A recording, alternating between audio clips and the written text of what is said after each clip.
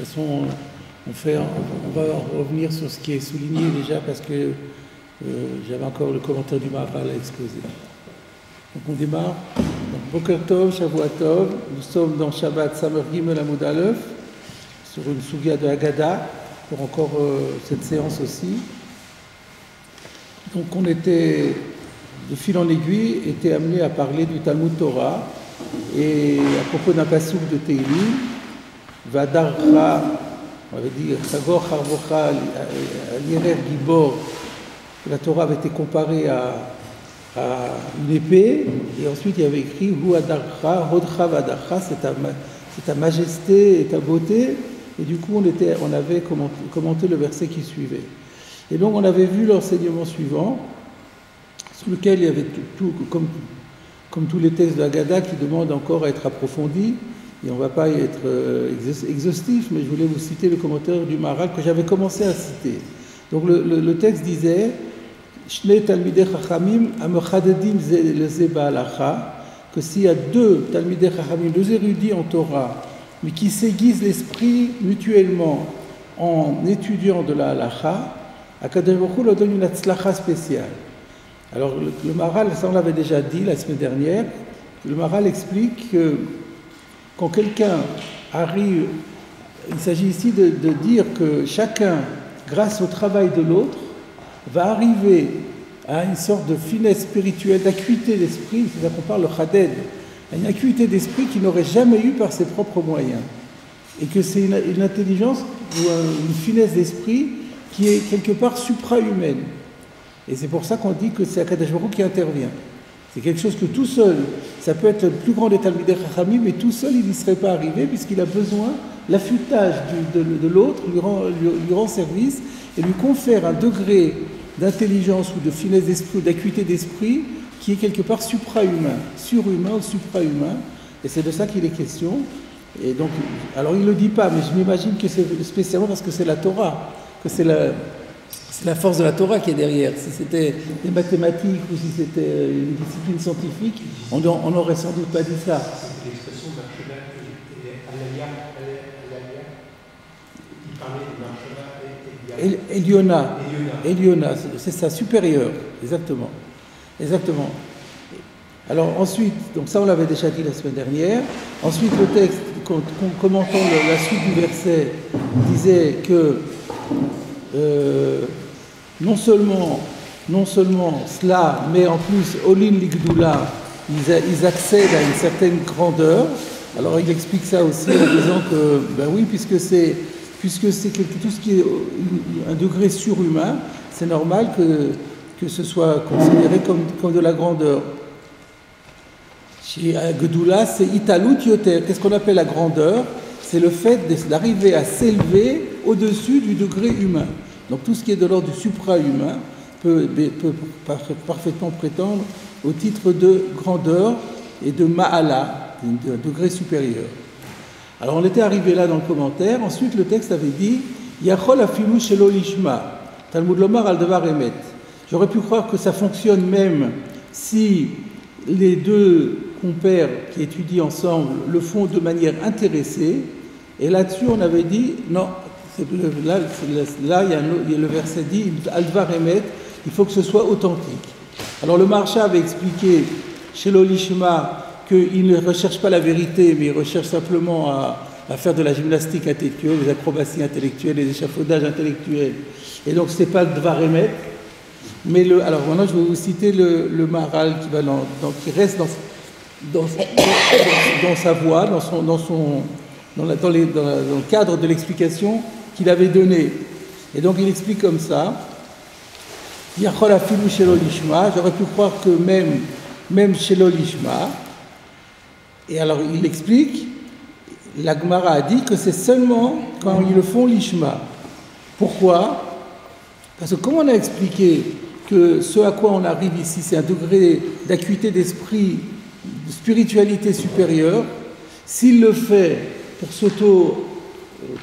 pour se grandir soi-même, pour se glorifier, ça devient plus mal, voilà, tout simplement.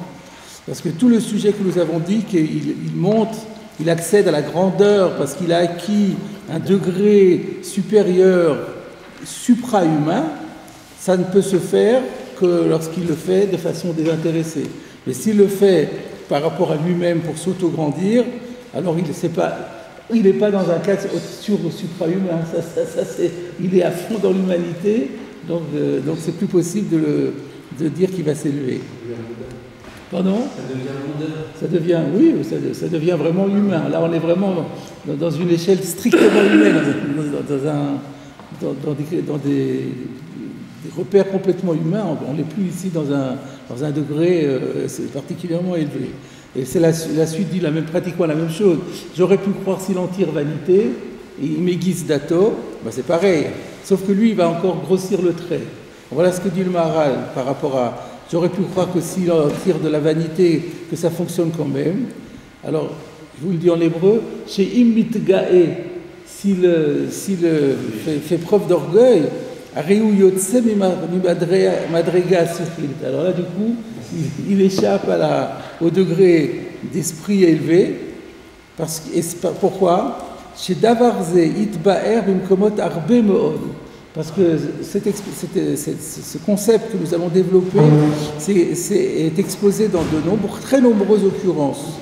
Que c'est intéressant ça, En Asechel Raoui Legaseroua. La finesse d'esprit n'est pas compatible avec les gens vaniteux. La vanité et l'acuité d'esprit, ça ne va pas ensemble.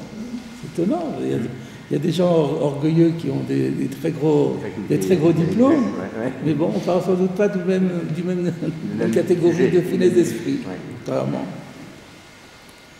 Et il amène à l'appui la Gemara dans Kiddushin. Donc pour ceux qui ont fait le Daf Hayomi, il n'y a pas très longtemps qu'ils l'ont étudié, page 49b, Siman, le Gassudrouar, Aniyut. La Gemara disait là-bas, un moyen de repérer les gens qui sont vaniteux, c'est la pauvreté, la misère. La Gemara demande, Maï Aniyut, de quelle misère on parle? Aniyut de Torah. On ne parle pas d'une pauvreté matérielle, mais d'une pauvreté en Torah. Et donc on voit que la richesse de Torah n'est pas compatible avec le sentiment d'orgueil. Et donc là, ici, on avait dit que toute sa valeur, son élévation, c'était par le fait que grâce à l'affûtage de la Torah, il était arrivé à obtenir un degré d'esprit spécial. Si jamais il fait preuve d'orgueil, alors il abolit ce degré supérieur qui lui était convenable chez Ayaraoui Etzlo Mitzad Chidud Asichli, qui aurait pu lui convenir du fait de l'affûtage de l'esprit, qui birarnu berayot brurot, parce que nous avons démontré avec des preuves très claires qui a mitgae ou baal gouf. Quelqu'un qui est orgueilleux, c'est ses pulsions corporelles qui le poussent. Donc là, il est dans le corps, et s'il est dans le corps à fond, il ne peut plus être dans l'élévation spirituelle. Et bien, madriga sirklit, donc il a perdu. Donc il aurait pu obtenir cette madriga sirklit, et par le fait qu'il développe l'orgueil, donc il se renfonce dans le corps, et donc le corps et l'esprit étant deux notions un peu antagonistes, donc le corps prend le dessus, et ça le rabaisse au niveau de l'esprit. Très fin. Pardon ? C'est fin. C'est fin, ouais. C'est vrai. Parce qu'on associe souvent le corps avec l'esprit et ne marche pas sans l'autre. C'est vrai, mais on sait quand même que le corps tire l'homme vers le bas et l'esprit le tire vers le haut. Et il faut trouver la bonne... il faut plus que ça, il faut que ce soit l'esprit qui domine le corps. Alors quand le corps se met au service de l'esprit, c'est magnifique. Mais si c'est l'esprit qui se met au service du corps, c'est comme les animaux qui, quand ils mangent, ils ont la tête plus bas que le reste du corps. Alors là, c'est la tête qui est au service du corps. Ça, c'est déjà animal. Alors ensuite, le texte disait ça, et ça demande... Effectivement, on n'a pas bien compris qu'est-ce que ça voulait dire. Le texte disait... si par contre ils pratiquent, ils mettent les choses comme il fallait, Zochri la Torah, donc ils vont mériter la Torah, ou un degré supérieur de Torah, chez Nitna Beyamin. Alors on a mentionné cette notion que la Torah a été donnée de la main droite. Qu'est-ce que ça veut dire? On n'a pas vraiment expliqué la dernière fois. Qu'est-ce que c'est? Bon, c'est que la main droite est considérée comme plus importante que la main gauche, mais qu'est-ce que ça rajoute?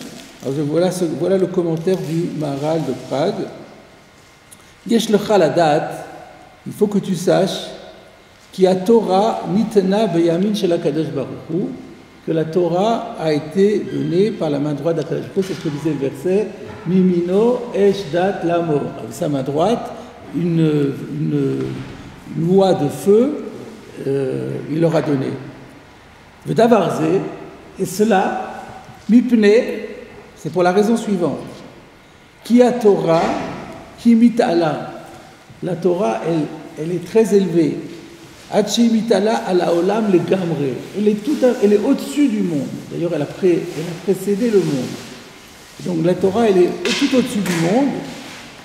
Ou le fichach mitna Torah bimina shel HaKadosh Baruch Hu. C'est ça qu'on a voulu exprimer en disant que la Torah était donnée avec la main droite de HaKadosh Baruch Hu. Pourquoi? Qui ayamin mitromem le mala. La main droite arrive à s'élever vers le haut. Mitromem le mala, c'est un peu un pléonasme, mais je le traduis comme il l'a dit. Mitromem, il s'élève, le mala vers le haut. Kedirtiv, comme le dit le psaume 118, verset 16, Yemin Hashem Romema. Donc c'est écrit, la main droite d'Hachem, elle est très haute. Donc c'est cette notion d'élévation. En parlant de la main droite de Dieu, en fait, on veut montrer que la Torah est d'un monde supérieur, en fait, un autre monde, et qu'elle émane d'un monde supérieur. Qui ayad mitromem le mala, d'une manière générale, la main, c'est ce qui peut être le plus élevé du corps. La partie du corps qui peut être la plus élevée, c'est la main. Parce qu'on peut la lever. Vayamin yoter, mipne kocha mitala beyoter. Pour un droitier, comme la main est un peu plus forte que la main gauche, donc ça doit c'est une question de centimètres, mais la main droite arrive un peu plus haut que la main gauche. C'est ça l'idée.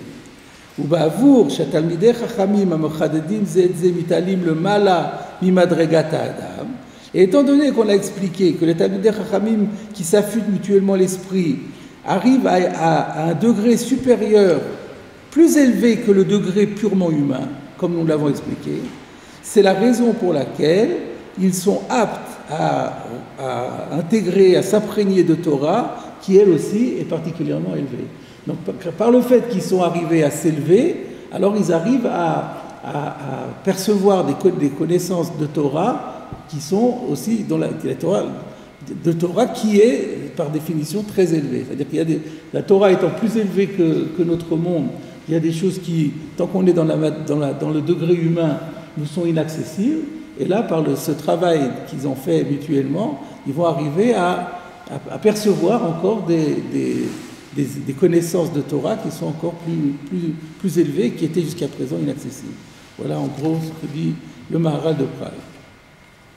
Ensuite, le texte avait dit et que Zochin le Dvarim sheneemru bimina shel Torah. Alors on avait dit que la Torah, la Gemara elle avait dit en près, elle avait dit que Maïdirtiv, que signifie le verset Orech Yamim bimina Bismola Oshev Chavod, que signifie le verset qui dit que à celui qui est à la droite de la Torah, il a la longévité, celui qui est à la main gauche, il a la richesse et les honneurs. Alors la Gemara avait dit quoi? Alors celui qui est à la droite, il n'a que la longévité, il n'a pas la richesse et les honneurs. On a dit non. Ceux qui sont le Maïmenimba, ceux qui utilisent la Torah avec la main droite, littéralement, ils ont tout. Ils ont la longévité, mais à ce moment-là, il y a à plus forte raison qu'ils ont aussi la richesse et les honneurs. Et ceux qui n'utilisent la Torah que de la main gauche, ceux-là, ils n'auront que la richesse et les honneurs, mais pas la longévité. C'est ça que la Gemara disait. Donc, je vais vous dire maintenant le commentaire du Maharal. Alors, tout d'abord, pourquoi celui qui étudie la Torah de la main droite va atteindre la longévité? Maché Amar, chez Zoché le Orech Yamim, quand on a dit ici que on obtient la longévité, Pérouche, Ça veut dire la chose suivante. Kacher osek batora, le Shem Shamayim, si quelqu'un s'adonne à l'étude de la Torah de manière complètement désintéressée, Kacher Raoui, comme c'est d'ailleurs, c'est comme ça qu'il faut le faire. Kacher Raoui la Torah mitzalatzma. C'est comme il convient qu'on étudie la Torah pour elle-même.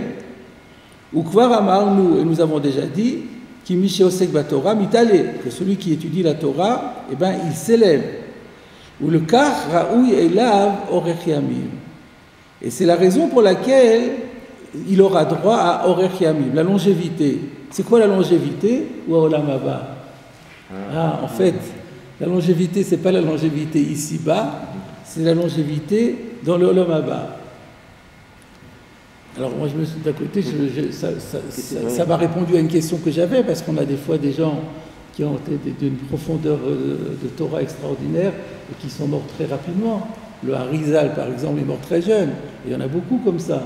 Alors comment on aurait pu dire qu'on a Orech Yamim? Alors avec le Maral, je me suis dit, on a la réponse. Il parle du Olam Haba. Sauf qu'il rajoute, ou Mikol Sheken, Orech Yamim Olam Hazeh. Que si on a le Olam Haba,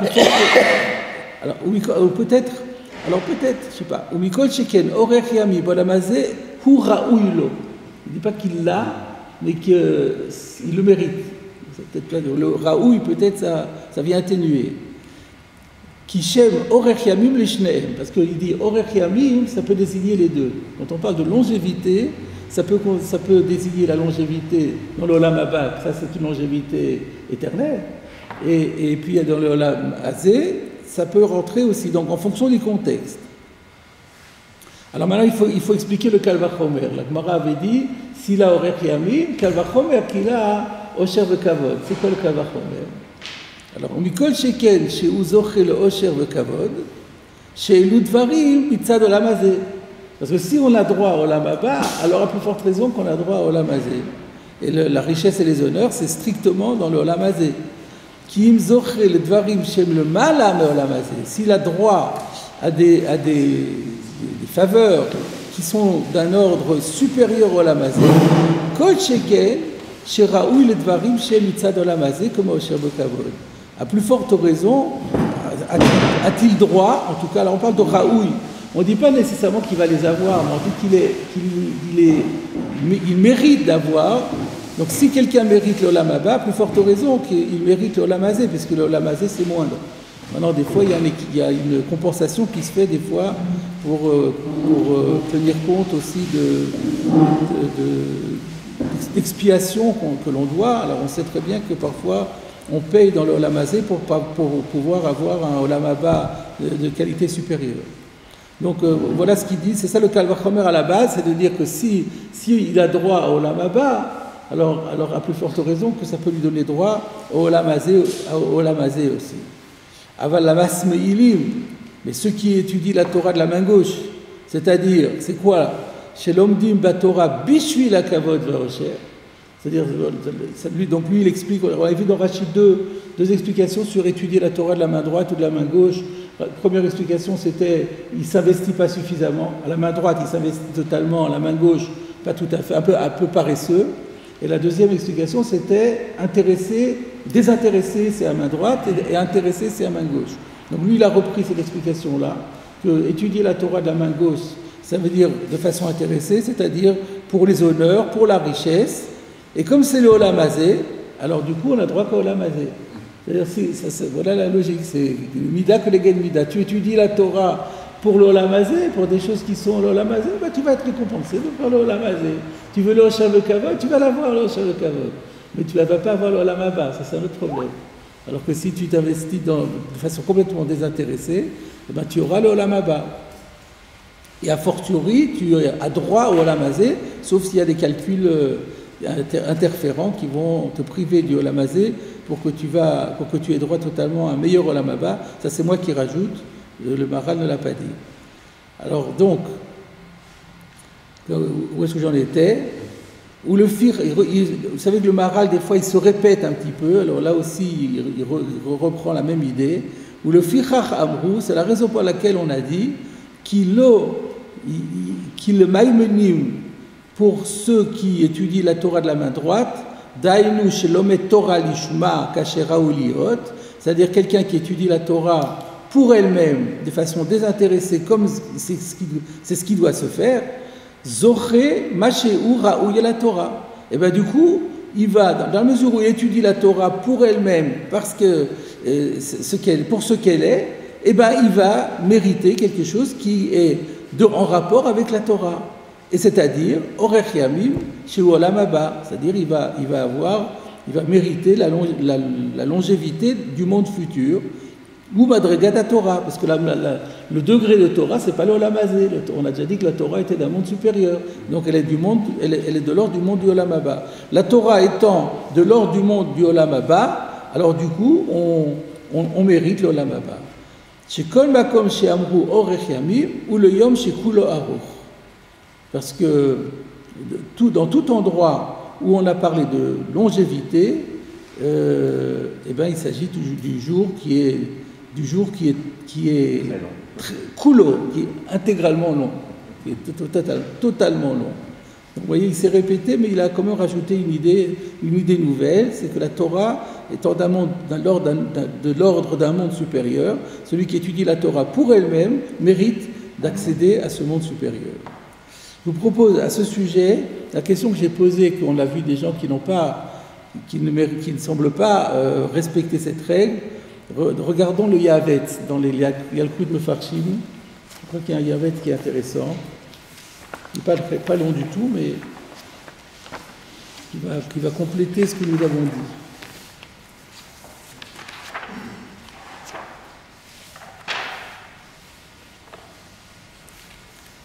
La Masmoïlim. La Masmoïlim ba Osher vekavod ika orech yamim leka.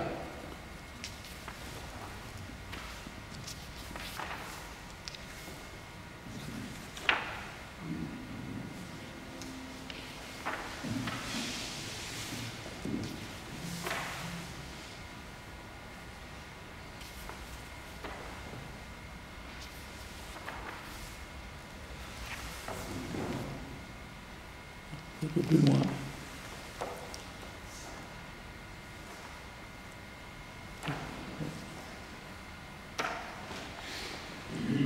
Vous êtes à Moudbet là.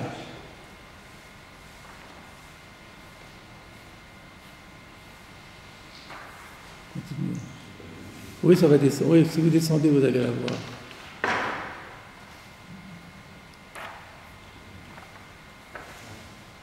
Encore un petit peu. Alors, voilà. Je suis là. Lamas me'ilim b'choulé, orech yamim leka.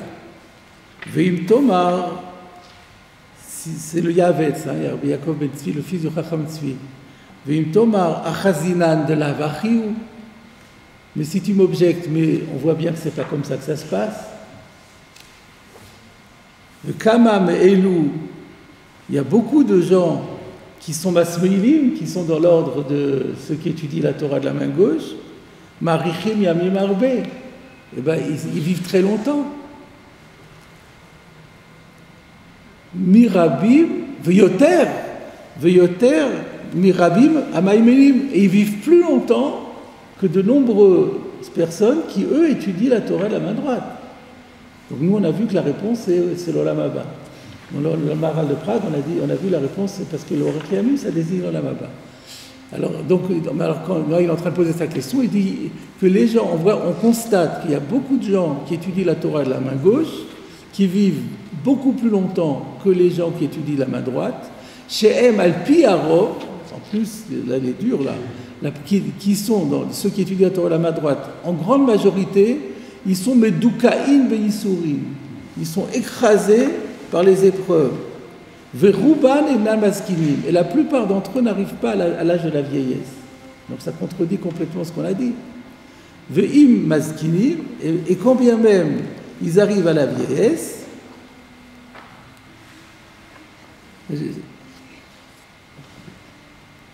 votre texte il est un peu plus long que le mien, c'est bien.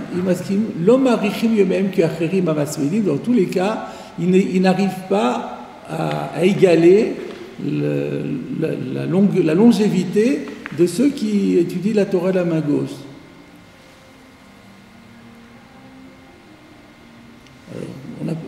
Chez Hem Be'efer, car eux, tout au contraire, En Chartsubot Lemotam, Ouvrit Ulam. Pour ceux qui ont l'habitude des Teilim, ils doivent reconnaître un psaume ici. C'est le psaume 73. En Chartsubot Lemotam, il n'y a pas de coup qui les amène à la mort, et leur force est Paris, saine. Yivlu Yemehem Betov, Ushnotehem Baneimim, ils passent la vieillesse agréable et les années pareilles. Kacher Tzavach Yov Alze. Et Yov c'est déjà plein de cela, en disant que lui il était un grand tzaddik et il a été traité comme Job.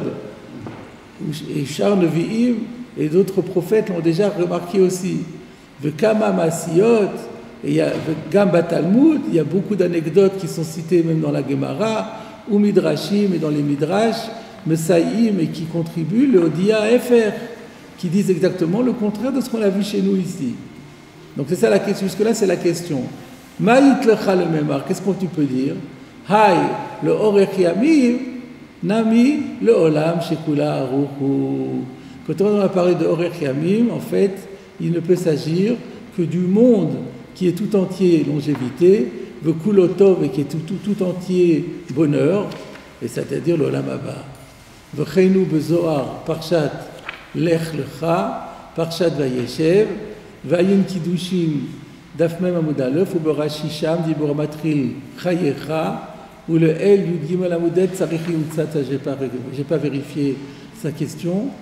Rechaim Bechayem Kruyim Metim. À l'inverse, on dit que les méchants, même quand ils sont vivants, ils ont beau être vivants, mais on les appelle déjà morts. C'est toujours pour dire que quand on parle de vie et de mort, souvent il s'agit du Olam Haba. Donc finalement, le Yavetz dit à peu près la même idée que ce qu'on a vu dans le Maharal de Prague. Est-ce que dans le verset on peut trouver une allusion à ce Orech Yamim? C'est quoi le terme ou la virgule qui peut faire allusion à Olam Haba? C'est ce qu'il a dit, il a répondu à ça, le Maharal de Prague, je le reprends encore. Chez Kol Makom, chez Amrou Orech Yamim, ou le Yom chez Kulo Aruch. Parce que des jours longs, ça ne veut rien dire. Un jour c'est un jour de 24 heures. Il n'est pas long le jour. Le jour, il a toujours la même taille. Donc pourquoi on dit Orech Yamim? Ça veut dire qu'on fait référence au Yom chez Kulo Aruch. C'est un jour différent. C'est pas un jour de 24 heures, c'est un jour éternel. C'est ça, voilà la réponse à votre question proposée par le Maharal de Prague. Quand on dit Orech Yamim, c'est les jours seront abondants, les jours seront nombreux. Ah ben c'est pas nombreux, c'est ça le diouk. Il aurait fallu dire Rov Yamim, mais pas Aror. C'est pas une question de longueur de jour. Est-ce que c'est la même façon de parler quand on parle de deux mitzvot? Shiloh Haken et Kibud Avaim qui rallongent les jours. Ah, comment on dit le manirbu. Ah non, il y a écrit le manirbu Yomechem, ça c'est dans le Shema, c'est à propos des mitzvot, de manière générale. Et pour le Kabel et Tavecha Vetimecha. Qui est toujours sur Pardon? Le manirbu Yomecha à la Adama. Là, il y a écrit à la Adama. Vous pouvez objecter, alors il y a écrit Arichour, il y a écrit Adama. Alors on peut répondre, lorsqu'il y a écrit Adama, alors c'est différent, mais sinon, quelque chose comme ça. On n'a pas épuisé le sujet. On va reprendre la suite de la Gemara maintenant.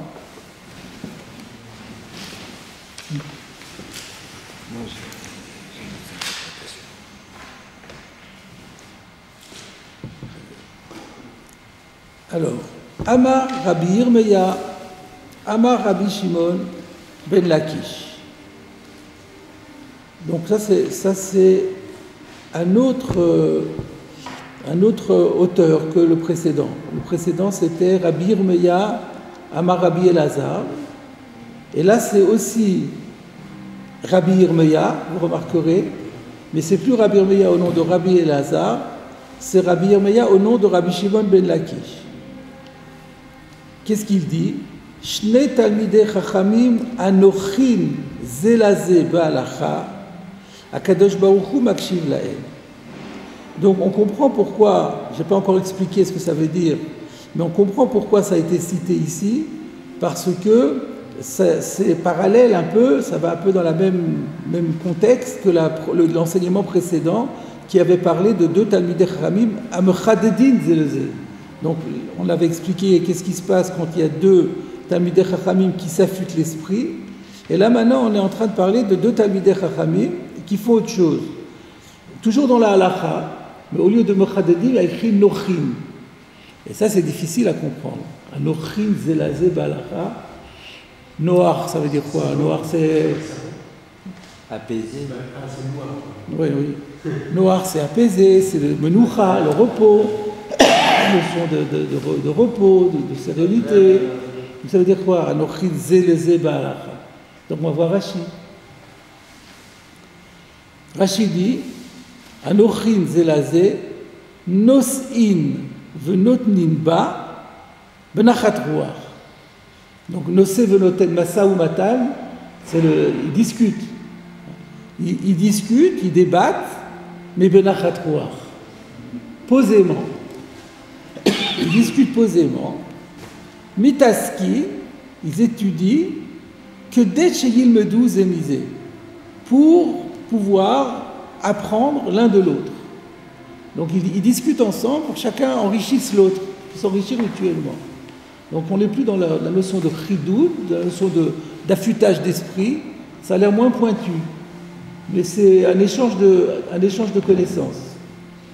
Après on verra, quand on arrivera à la fin, quel est le plan entre les différentes catégories qu'on est en train de découvrir ici. Et ce qu'on a vu précédemment, Oui. Ça ne vient pas impliquer justement qu'il y a une certaine lacha. Non, c'est deux notions complètement différentes. Non, la notion de chidoud, c'est se rendre pointu, et nachat, c'est la façon dont on échange. Donc, c'est deux idées différentes. Nachat, c'est par rapport à l'autre, pas vis-à-vis de soi. Benachat ruach, vis-à-vis de soi comme vis-à-vis de l'autre. C'est-à-dire que l'un apporte du nachat à l'autre. Non, pas du tout. C'est parce que dit Rashi dit mitaskin, benachat ruach mitaskin, que des sheiludou zemizé. Anochin zelazé, zelazé ça veut dire qu'ils discutent ensemble, c'est le masa ou matin de Rashi. Nochin de façon posée, ba'alacha dans la halacha. Zelazé, c'est l'échange. Voilà, c'est ça. Alors qu'est-ce qu'ils vont avoir en échange? Akadosh Baruch Hu makshiv lahem. Le saint béni soit-il tend l'oreille. Il écoute avec intérêt leur conversation. Chez Nehemar, comme dit le verset, donc ça c'est un verset qui n'est plus dans le contexte de Tehilim, c'est dans la Malachi chapitre 3. Az nidberu yireh Hashem. Donc je vous cite le verset dans sa totalité. Az nidberu, on va voir ce que ça veut dire nidberu. Il y a la notion de daber qui veut dire parler, mais le problème c'est que c'est au nifal. C'est pas habituel ça. En général, le dibour c'est au pied. Donc c'est un peu ça qu'il va falloir expliquer. Alors, on va traduire comme si ça voulait dire dibour, faisons pas de différence. Az nidberu yireh Hashem ish el re'ehu. Les craignants Dieu se sont parlé l'un l'autre. Vayakshev Hashem. Et Hashem a tendu l'oreille. Vayishma, et il a écouté. Vayikatev, Sefer Zikaron. Et du coup, ça a été écrit dans le livre des Annales, le Fanav, devant Dieu, les Yireh Hashem, pour ceux qui craignent Dieu, ou les Choshve Shemo, et qui considèrent son nom. Voilà le sens simple du pasuk. Maintenant, il faut prouver qu'on parle ici de Talmidei Chachamim Anochin Ze'etzeh.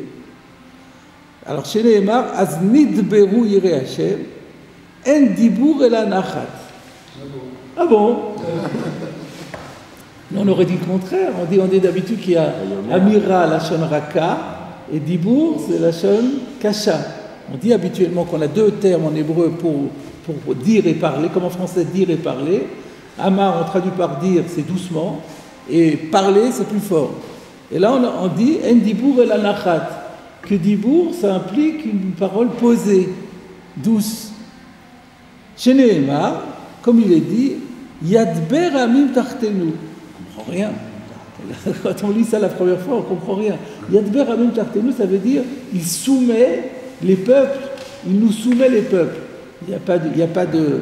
Premièrement, là-bas, ça ne veut même pas dire parler, et en plus, on ne parle pas de douceur, puisqu'on soumet quelqu'un, c'est pas tellement doux. C'est quoi ce verset de Yadber amim tartenu? C'est dans les Teilim cette fois-ci. Yadber amim tartenu, ou leumim tachat raglenu. Teilim, chapitre 47. Verset 4. C'est un vav ou un zaïn? J'ai du mal à voir. C'est un zaïn, d'accord. Alors, on va faire le commentaire de Rashi. On va voir comment Rashi va s'en sortir avec tout ça, avec toutes les difficultés que nous avons rencontrées. Yadber amim tartenu yashpil. Yadber ici a le sens de soumettre. V'chol shiflut benachat. Et toute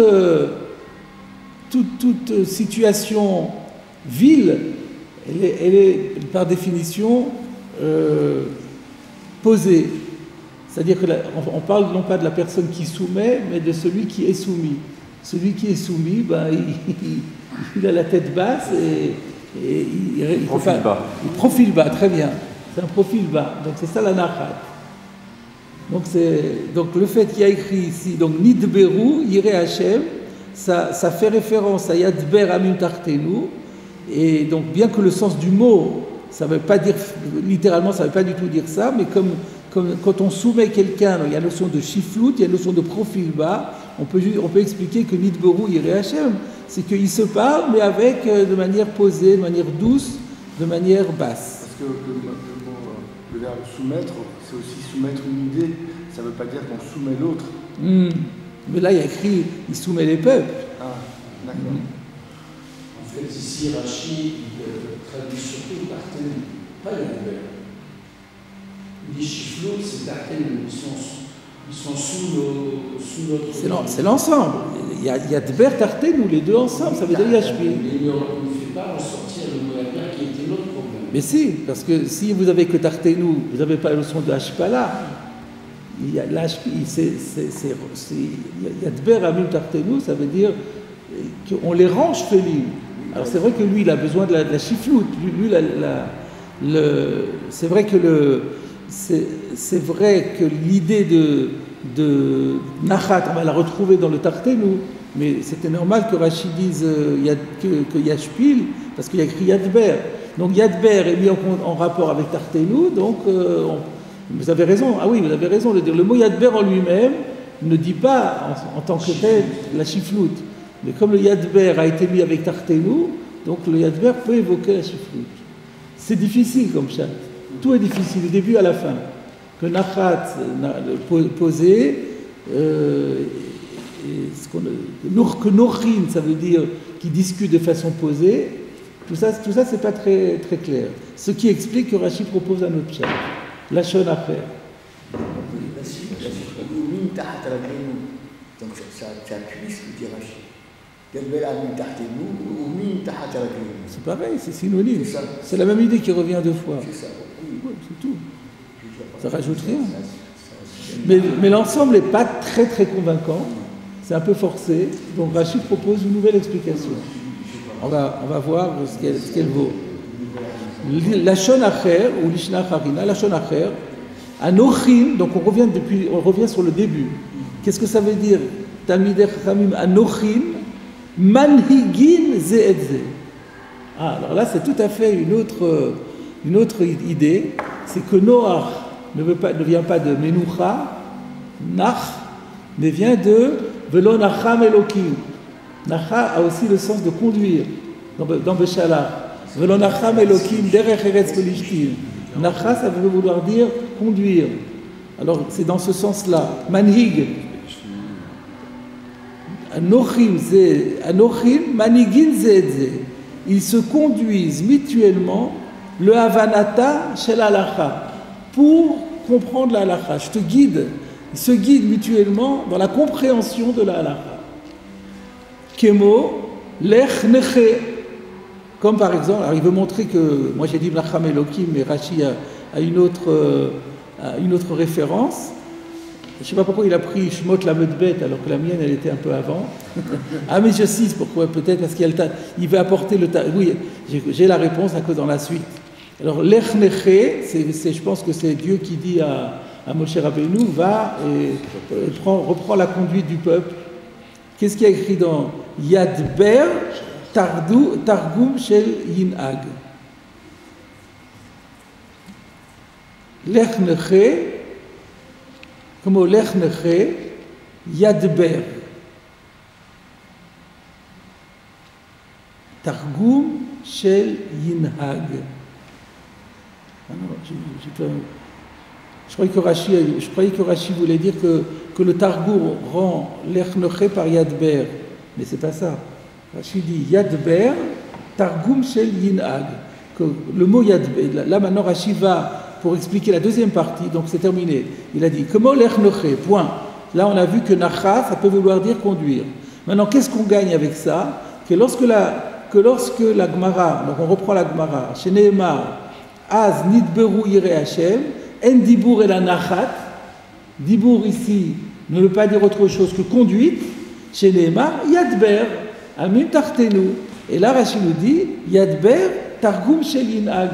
Yadber, on trouve dans le Targum sur le mot Yinhag, alors je ne sais pas où il y a écrit Yinhag, mais la traduction araméenne de Yinhag, c'est Yadber.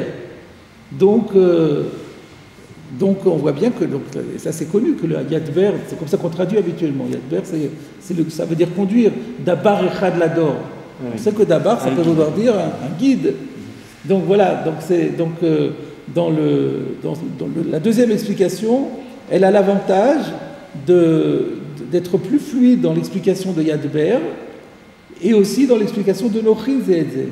Nochin Zézé, ça vient d'Achra, c'est un sens du mot Noach qui veut dire conduire. Donc Yadber, c'est l'araméen? Alors je ne suis pas sûr. J'ai dit Targum. En général, Rachid dit Targum, c'est l'araméen. Mais peut-être qu'il voudrait dire que c'est un synonyme dans ce contexte, je ne sais pas. Il faudrait vérifier. Je ne sais pas. Parce que nous, Yadber, c'est de l'hébreu, a priori. Et c'est de l'hébreu, et ça veut dire conduire. Comme Yinhag, on a deux synonymes. Alors je ne sais pas ici si le mot Targum a vraiment le sens de Targum ou pas. Je ne peux pas vous dire, on pourrait faire des recherches, mais je n'ai pas fait. Voilà. Alors on va faire la pause, on va regarder s'il y a des commentaires là-dessus. Oui, il y a toujours un petit maharal de Prague là-dessus. Alors maintenant, ce qu'il faut qu'on comprenne, c'est quel est le lien. Donc on a deux explications. Soit ils étudient posément, soit ils essayent de se guider mutuellement. Et alors Dieu va écouter. C'est quoi l'explication? C'est quoi le sens de l'enseignement? Maintenant, il faut qu'on réfléchisse à l'enseignement. Pourquoi Dieu s'intéresse à cette conversation par le fait qu'elle est faite posément ou par le fait qu'elle est faite dans un but de coaching mutuel, quelque chose comme ça? Pourquoi? Alors, on va regarder le Maharal de Prague. On va regarder une explication très simple, très convaincante. Kacher Makshivim zelazé. L'idée, c'est que chacun écoute l'autre. Kacher Makshivim zelazé, yesh laem chibur yachad. Ça crée un lien entre eux. Le fait qu'il y a ici une synergie entre les deux. Chacun explique l'autre et l'autre l'écoute avec attention. Ça crée un chibur. Le kar akadosh baruch hu makshiv laem gamken. Et c'est la raison pour laquelle Akadosh Baruch Hu se joint à eux pour les écouter. De Zéou Chibour Gamour Elehem. C'est la manière de faire un Chibour. Les écouter, c'est une manière pour Dieu de se joindre à eux. Chibouram, en d'autres termes, il le redit en d'autres termes, Chibouram Yachad Gorem Sheashchina Mitraberet Lahem. En fait, donc l'idée, elle est là. C'est par le fait qu'il crée une sorte d'équipe à deux, et bien alors, ils entraînent avec eux la Shrina. Donc c'est la force du Chibour ici, c'est la force de créer un binôme. Quand on crée un bon binôme, hop, Akadosh Baruch Hu dit, ah ça c'est bien, je viens avec vous, je m'associe à vous. Qui a Shechina, hi al yedei Chibour Israël. La Shechina, c'est-à-dire la présence divine, elle se manifeste lorsqu'Israël est uni, réuni. Ou bifrat, et d'autant plus qu'Asher Achibour ou Batorah. Quand en plus l'occasion de cette jonction c'est la Torah, alors évidemment que la Shrina est présente. Alors là, le Maharal dit quelque chose qui n'est pas dans le texte pour l'instant, mais ça va nous aider pour la suite. Et il dit, à contrario, on peut déduire que s'ils étaient chacun, ils sont assis tous les deux, mais ils sont chacun dans leur système, et ça arrive des fois que les gens ils discutent, mais chacun n'écoute pas l'autre, il ne tient pas compte de ce que dit l'autre, il reste dans son système. Alors dans ce cas-là, Nifra Shachibour, ça casse le lien. Gorem Ze Siluk Shkina, Israël, ça va entraîner que la Shkina va les quitter. Donc là, ça c'est donc ça avait l'air d'un petit enseignement de rien du tout, mais là c'est un enseignement fondamental. C'est que quand Israël est réuni, la Shekhinah est présente, même si on n'est que deux, mais on est vraiment soudés l'un avec l'autre, la Shekhinah vient, et d'autant plus si c'est autour d'une page de Torah. Voilà l'explication. La notion de Milchata chez Torah.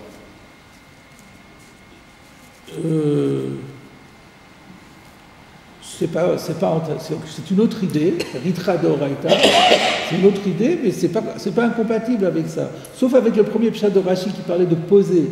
C'est surtout sur cette question, la question que vous soulevez, je me l'ai supposée quand on a vu, quand ils discutent de façon posée.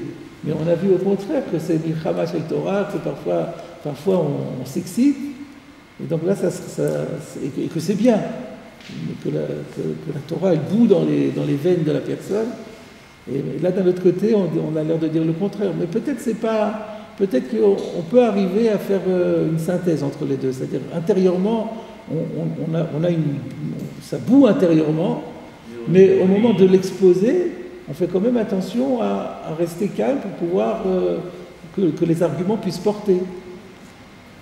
Si on se met à hurler, au point de ne pas écouter l'autre, alors ça ne va pas. Il faut à un moment donné garder le... Mais on n'a pas vu dans le Maharal qu'il ait repris la notion de nachat. On a plutôt l'intention que lui il a compris, si peut-être, mais nachat dans le sens qu'il s'écoute l'un l'autre, c'est ça. Comme ils s'écoutent l'un l'autre, Dieu les écoute. Et l'idée, c'est l'idée de mutualisation. Donc il faut qu'ils parlent un même langage. Pas nécessairement, mais que chacun comprend le langage de l'autre. Oui, le même langage, quoi. C'est pas le même langage, mais on peut avoir chacun son langage, mais chacun comprend l'autre. C'est ça qui est important. C'est encore plus fort d'ailleurs. Oui. On a chacun notre langage, mais on comprend l'autre. C'est mieux encore. Métaphore, dans des choses comme ça. Ouais. Voilà pour l'enseignement de Rabbi Shimon ben Lakish. Alors maintenant, comme très souvent, la Gemara, puisqu'on a cité le Passouk, elle veut l'expliquer complètement. Donc nous, on a cité ce verset de Malachi qui dit Yadber Amim Tartenu. Pardon, le passouk de Malachi, Asnidboru Yireh Hashem Ishrei Ehu. On l'a expliqué. Donc Nidboru, ils se sont entretenus l'un avec l'autre, et Dieu a écouté. Très bien. À la fin, il y a écrit Vaïkatev Sefer Zikaron Lefanav. On l'a écrit ça dans un livre d'annales, les Yireh Hashem, pour ceux qui craignent Dieu, ou le Choshve Shemo. Alors Choshve Shemo, j'ai traduit ceux qui considèrent son nom. Mais c'est pas vraiment ça, parce que le Choshev, c'est pas marchiv. Donc comment c'est gravé. Non, Choshev, c'est penser. C'est l'Archov. L'Archov, c'est penser. La Marshava. Choshve Shemo, qui pense à son nom, littéralement. Ça veut dire quoi? C'est ça la question de la Gemara. Maï ou le Choshve Shemo. Que veut dire Choshve Shemo? Traduire comme je l'ai fait, c'est un peu fort, c'est ne pas tenir compte de la grammaire. Donc ici c'est un kal, c'est pas un ifil. Donc comment comprendre Choshve Shemo? Et là il y a un enseignement très, très important et très connu. Amar Rabbi Ami, Afilu Chishev la sot mitzvah. Même si quelqu'un avait pensé faire une mitzvah, c'est-à-dire il avait eu comme projet d'accomplir une mitzvah. Venez Enas, et finalement est intervenu un accident, un cas de force majeure. Velo Asa, il n'est pas arrivé à le faire. Il voulait faire sa mitzvah, il n'est pas arrivé, il y a eu un empêchement. Ma'ale ala vakatu keilu Asa. Eh bien, Dieu va le verset le lui impute comme s'il l'avait fait, alors qu'il ne l'a pas fait. Et c'est ça les choshvé, à Shemo, je ne sais pas qu'est-ce qu'on fait de Shemo exactement, le Shemo, choshvé, Shemo, ceux qui pensaient, ça veut dire ici, ceux qui pensaient faire une mitzvah. On écrit dans les annales, c'est ça, on écrit dans le livre des annales, un tel a accompli la mitzvah. Alors qu'il avait seulement pensé la faire et qu'il ne l'a pas fait dans les faits, on lui impute comme s'il l'avait écrit. C'est ça le sens du verset. Donc le Shemo ici c'est la mitzvah. Donc, le nom de Dieu ici c'est l'accomplissement de la volonté divine. Celui qui pensait accomplir la volonté divine, il n'y est pas arrivé. Du moment que c'était par un accident, eh ben, on le lui impute comme s'il l'avait fait. Maintenant il faut qu'on comprenne pourquoi. C'est pas logique qu'il ne l'a pas fait finalement. Il faut regarder le résultat. Comment ça se fait qu'on tient compte uniquement d'un projet? Ça va être l'explication du Maharal. Alors, le Maharal nous dit... Excusez-moi, j'ai perdu ma page.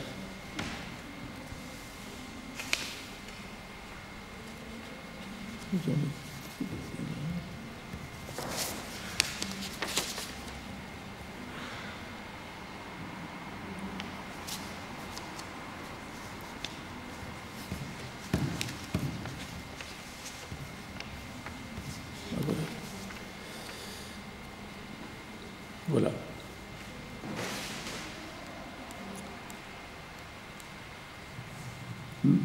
Qui a mitzvah, hi elokit. La mitzvah, c'est divin. Ve'eina maase gufani. Donc il parle de l'acte de mitzvah. Contrairement à ce qu'on pourrait penser, un acte de mitzvah, c'est quelque chose de physique. Au contraire, la mitzvah, c'est une manière de mettre le corps au service de Dieu. Il dit, malgré tout ça, la mitzvah reste quelque chose qui n'est pas physique. Comme Moshe Aramasim, tout au moins, elle n'est pas aussi physique que les autres actions habituelles. Et là, où sikhli, c'est avant tout quelque chose de spirituel. La mitzvah, c'est vrai que c'est un acte, mais c'est dans cet acte, ce qui compte plus que l'acte, c'est la dimension spirituelle qui se trouve dans l'acte. Kidvarim Gashmim, car si il s'agissait d'actions matérielles, sous-entendu qui n'ont pas été finalement réalisées, Af Sheba Lahem Ones, même si finalement c'était suite à un accident, sauf l'onasu, finalement ça n'a pas été fait. Donc dans le domaine matériel, on avait un projet de faire quelque chose, et finalement ça n'a pas été fait. Ben, le résultat, c'est que ça n'a pas été fait. Donc, le résultat, c'est 0. Aval davar kazé. Quand il s'agit ici d'une mitzvah, chez Eno davar gashmi, qui intrinsèquement, ce n'est pas quelque chose de matériel. Ve'arei rotse la sota mitzvah. Et lui, il avait la volonté totale de la faire. Ve'chenaya bedato ou bemarchavto. Il y avait la volonté, il y avait la conscience, il y avait l'intention. Rak shebalo ones, et tout d'un coup est survenu un accident. Kivan shechashav besichlo, étant donné qu'au niveau du sechel, il y avait cette intention, la sot de faire, mechashev akatuv keilu asa. C'est pour ça qu'on Dieu le lui impute comme s'il l'avait fait. Rak shechaser guf amase agashmi. Alors c'est vrai, il manque la dimension corporelle. Venenas. Mais qu'il y a eu un accident. Et ça, il explique avec ça la suite de la Gemara. Donc l'idée est que même si la mitzvah est un acte corporel, un acte physique, mais dans cet acte, il faut bien voir que l'essentiel, c'est la signification. On prend un loulav, vous prenez un loulav et vous secouez le loulav. si vous regardez l'acte en lui-même, c'est ridicule. Donc tout ce qui fait la force de la mitzvah, c'est toute l'intention qui est dedans. Donc c'est ça qui fait la différence entre un acte matériel et un acte de mitzvah. L'acte de mitzvah, il y a 90% d'esprit et 10% de matière. Alors que dans un acte matériel, il y a 100% de matière. Il y a peut-être quand même 10% d'intelligence aussi pour le faire, mais il y a 90%. Ce qui compte, c'est le résultat. Sans résultat, toute l'intelligence, ça ne sert à rien. Vous avez projeté de faire un EPR, et finalement l'EPR il ne fonctionne pas, ben tout est fichu, on n'a rien fait. Alors donc c'est pour ça que en général, on a beau eu avoir un cas de force majeure, mais sauf on regarde le résultat. Mais là on est dans un acte qui a 90% spirituel, 10% matériel. Dans la mesure où c'est un accident qui a fait que les 10% matériels n'ont pas pu se faire, on tient compte des 90% spirituels. Voilà l'explication. Ça, on a un peu fait de là, parce que l'acte, c'est bien qu'on dise la mitzvah, il y a 90% du système, il faut d'abord la faire. Oui, mais là c'est un honnête. Il y a eu un honnête. Le honnête excuse. Le honnête remplace le fait que ça n'a pas été fait. Parce que c'est pas l'essentiel. Parce qu'on peut dire, oui, c'est pas de ma faute, mais je voulais le faire. On pourrait toujours dire comme ça. C'est vrai qu'un honnête rachama n'a pas de trait. En général, quand il y a, il y a eu une contrainte qui m'a empêché de faire quelque chose, on dit, eh ben, il a été forcé à faire un issour, honnête rachama n'a pas de trait. Si quelqu'un fait une avera honnête, il n'est pas tour. Donc là aussi, il est excusé. Mais dans la vie de la matière, ça ne sert à rien l'excuse, parce que finalement, le résultat, il est là. Mais tandis que là où l'enjeu, il est d'avance spirituel, la clause du honnête va servir ici à excuser le manque matériel. Moi, je trouve que Rav, ça tient bien. On pourrait peut-être comprendre le psaume, là, de comprendre les rejets l'ishmo. C'est la définition de la mitzvah, de faire... Shemo comme l'ishmo. Voilà, c'est pas les psaumes, hein, c'est Malachi. Ah oui. C'est la prophétie. Ah oui, la fin de Malachi, pardon. Oui, ceux qui ont pensé, la définition de la mitzvah, faire quelque chose au nom d'Hachem. Au nom d'Hachem. C'est la définition de la mitzvah, c'est un ordre d'Hachem. C'est pour ça que c'est spirituel. Les Rochevés, ils ont pensé, sous-entendu, faire une mitzvah, l'ishmo, en l'honneur d'Hachem. Voilà. Très bien. Tout à fait, c'est très très bien. Oui. Alors on continue, on revient à la Gemara, et le Maharal va relier la suite avec ce qu'on vient de voir. Alors, Amar Rabbi Chinena Baridi. Alors maintenant, on change un peu d'idée, puisqu'on a commencé à dire que celui qui accomplit une mitzvah, qui a voulu accomplir et qui ne l'a pas faite, il est récompensé. Alors dans le même contexte, Amar Rabbi Chinena Baridi, Rabbi Chinena Baridi enseigne Kola ose mitzvah. Cette fois-ci, on parle de quelqu'un qui accomplit la mitzvah. Kema amara. Alors là, c'est un mot hermétique. Ma'amar, c'est une parole. Donc, qu'est-ce que ça veut dire? Il fait la mitzvah comme sa parole. Alors, il va y avoir 4 explications sur ce mot-là, Ma'amara. Il n'y a pas de Rashi, n'est-ce pas? Non, il n'y a pas de Rashi là-dessus. Donc on ne traduit pas pour l'instant. On va voir les différentes explications qui ont été proposées. Donc celui qui accomplit une mitzvah, Kema Amara. En tout cas, il faut comprendre que ça veut dire qu'il l'a fait très bien, il l'a fait parfaitement. Dans les mots Kema Amara, on verra comment ça rentre, mais ça veut dire qu'il accomplit une mitzvah dans les règles. Ein mevasrin oto besorot raot. Eh bien, on ne lui annoncera pas des mauvaises nouvelles. Donc, si on fait la mitzvah comme Amara, eh ben, on aura comme récompense qu'on ne nous annonce pas de mauvaises nouvelles. C'est bien. Ah ouais, c'est formidable ça. Alors comment on sait ça? Chez Nehemar, comme le verset dit, Shomer mitzvah lo yeda davar ve'et ou mishpat yeda lefracham. C'est dans Kohelet, chapitre 8. Verset 5. Celui qui, Shomer mitzvah, qui observe le commandement, ne connaîtra pas le mal. Je continue encore. Amar Rabbi Assi, Vitema Rabbi Hanina. Dans le même ordre d'idées, Rabbi Assi dit, d'autres disent que c'est Rabbi Hanina. C'est tous des Israéliens qui parlent dans cette souvia. Ils ont tous des rabbis, pas des rabbis. Afilu Akadosh Baruch Hu Gozer Gzera, même si le Saint béni soit-il avait pris un mauvais décret, ou Mevatla, eh bien celui qui a été Begeder Shomer Mitzvah, eh bien il va annuler le décret divin. Extraordinaire. Chez Nehemar, comme le dit le verset, et là c'est toujours dans Kohelet, c'est le verset d'après ou presque, Bacher Dvar Melech Shilton, Umi Yomar Lo Matase, Vesamich Le Shomer Mitzvah Lo Yeda Davara. Alors, Bacher Dvar Melech Shilton, dans la mesure où c'est la parole du roi qui gouverne, et que Umi Yomar Lo Matase, qui pourrait lui dire ce que tu dois faire, donc ça veut dire que c'est la parole divine qui décrète tout. Oui, mais il y a écrit Shomer Mitzvah Lo Yeda Davara. Donc le Shomer Mitzvah, il arrive à annuler le décret. Comme dit Rashi, Umi Yomar Lo Matase, Shomer Mitzvot, Yuchal Lomar Lo. Celui qui garde les mitzvot, lui, il pourra lui dire. Mi Yomar Lo Matase, qui pourrait dire à Dieu ce que tu dois faire? Réponse, Shomer Mitzvah. Le Shomer Mitzvah, il peut dire à Dieu ce qu'il doit faire. Voilà.